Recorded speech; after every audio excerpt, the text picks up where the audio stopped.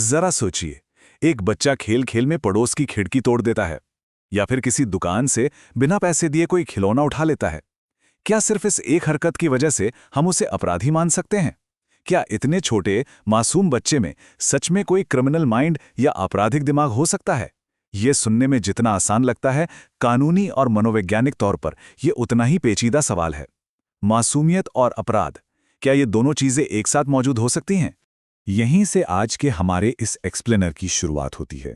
आज हम गहराई से समझेंगे कि भारतीय कानून, खासकर हमारे नए और पुराने कानून, नाबालिगों के अपराध को किस नजरिए से देखते हैं। हम बात करेंगे कि उम्र और दिमागी समझ यानी मैच्योरिटी कैसे तय करती है कि किसी बच्चे पर केस चलेगा या नहीं। तो आज हम किन किन चीजों पर बात करने वाले हैं, बहुत ही सिंपल है। पहले हम समझेंगे कानून और बाल अपराध के बेसिक फंडे। फिर देखेंगे 7 साल से कम और 7 से 12 साल के बच्चों के लिए क्या नियम है। उसके बाद बात करेंगे मैच्योरिटी के लीगल टेस्ट की। और आखिर में पुरानी आईपीसी की धारा 83 और नई भारतीय न्याय संहिता यानी बीएनएस की धारा 21 के बीच का फर्क समझेंगे। तो चलिए बिना देर किए अपने पहले पॉइंट से शुरू करते हैं, कानून और बाल अपराध। देखिए, किसी भी क्रिमिनल लॉ का एक बहुत ही बेसिक उसूल होता है। कोई भी काम सिर्फ इसलिए अपराध नहीं बन जाता क्योंकि वो गलत है, बल्कि उसके पीछे एक दोषी मन का होना भी जरूरी है। इसी दोषी मन को कानूनी भाषा में मेंस रिया कहा जाता है। सिंपल शब्दों में कहें तो कोई अपराध करने का पक्का इरादा। अब हमारी कानूनी व्यवस्था बच्चों को इसलिए बचाती है क्योंकि उनमें अक्सर इसी मेंस रिया की कमी होती है। उनके पास इतनी दिमागी क्षमता ही नहीं होती कि वो कोई क्रिमिनल इरादा बना सकें या ये समझ सकें कि उनके किए का क्या अंजाम होगा। तो इस समझ के आधार पर कानून ने कुछ उम्र के दायरे तय किए हैं। आइए अपने दूसरे सेक्शन पर चलते हैं, जो है 7 साल से कम उम्र के बच्चों के बारे में। ये वो उम्र है जहां कानून बच्चों को सबसे तगड़ी ढाल देता है। भारतीय कानून के हिसाब से, चाहे पुरानी आईपीसी की धारा 82 हो या हमारे नए कानून, 7 वो जादुई नंबर है जहां बच्चे को एब्सोल्यूट इम्यूनिटी यानी पूर्ण छूट मिलती है। 7 साल से कम उम्र का बच्चा कानून की नज़र में 100% मासूम होता है। इसके पीछे कानून का एक बड़ा ही दिलचस्प लैटिन सिद्धांत काम करता है, जिसे डॉली इन कैपेक्स कहते हैं। इसका सीधा सा मतलब है नुकसान करने में असमर्थ। यानी कानून ये मानकर चलता है कि 7 साल से छोटे बच्चे में अपराध करने की क्षमता ही नहीं होती। तो अगर इस उम्र का बच्चा कोई ऐसा काम कर भी दे जो अपराध की श्रेणी में आता हो, तो भी उसे किसी भी हालत में सजा नहीं दी जा सकती।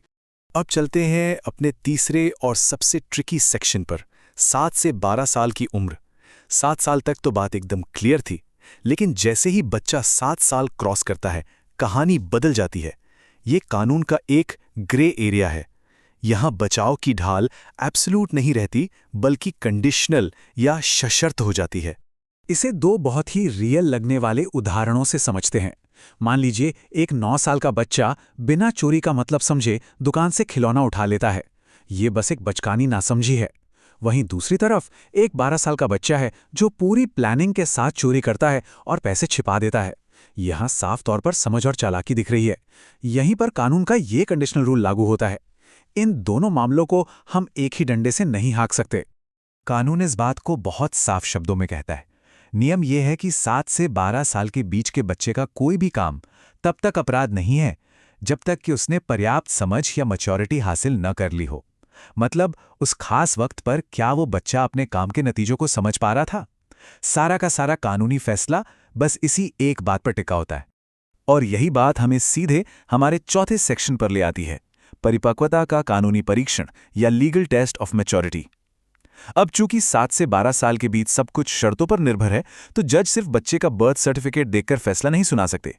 उन्हें यह तय करने के लिए एक पूरा टेस्ट करना पड़ता है कि बच्चे का दिमाग सच में कितना विकसित है।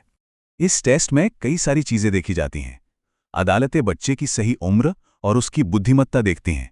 उसका एजुकेशन लेवल क्या है, उसका पारिवारिक बैकग्राउंड कैसा है, पहले उसका बर्ताव कैसा रहा है। सबसे बड़ी बात, क्या इस काम के पीछे कोई प्लानिंग थी? क्या बच्चा ये समझ सकता था कि इसके बाद क्या होगा? सिर्फ बायोलॉजिकल उम्र काफी नहीं है, एक तरह से दिमाग का पूरा मूल्यांकन करना पड़ता है। और हाँ, अदालतें ये सब अंदाजे से नहीं करती। इसके लिए पक्के सबूत चाहिए होते हैं, जैसे स्कूल के रिकॉर्ड्स, साइकियाट्रिक इवैल्यूएशन और बैकग्राउंड हिस्ट्री। एक बहुत ही मशहूर सुप्रीम कोर्ट का केस है हीरालाल मल्लिक बनाम बिहार राज्य। इसमें एक 12 साल के बच्चे पर तलवार से हत्या में शामिल होने का आरोप था, लेकिन सबूतों से साबित हुआ कि बड़े लोगों ने उसे बेवकूफ़ बनाया था। वो बच्चा इतना मैच्योर था ही नहीं कि उस अपराध की गंभीरता को समझ सके। तो ऐसे सबूत बहुत क्रूशियल होते हैं। अब हम आते हैं अपने आखिरी और बहुत ही अहम सेक्शन पर, आईपीसी की धारा 83 बनाम नई बीएनएस की धारा 21।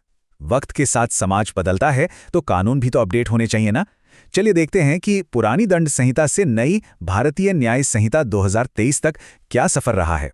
अगर हम पुरानी आईपीसी की धारा 83 और नई बीएनएस की धारा 21 को आमने सामने रखकर देखें तो एक बात साफ है, बुनियादी कानूनी सिद्धांत आज भी वही है। 7 से 12 साल के बच्चों के लिए कंडीशनल इम्यूनिटी, सजा तभी मिलेगी जब मैच्योरिटी साबित हो जाए।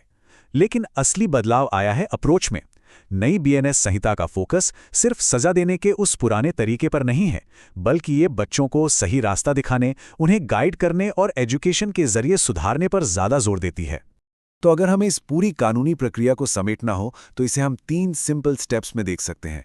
पहला, पता लगाओ कि बच्चा किस उम्र के ब्रैकेट में आता है।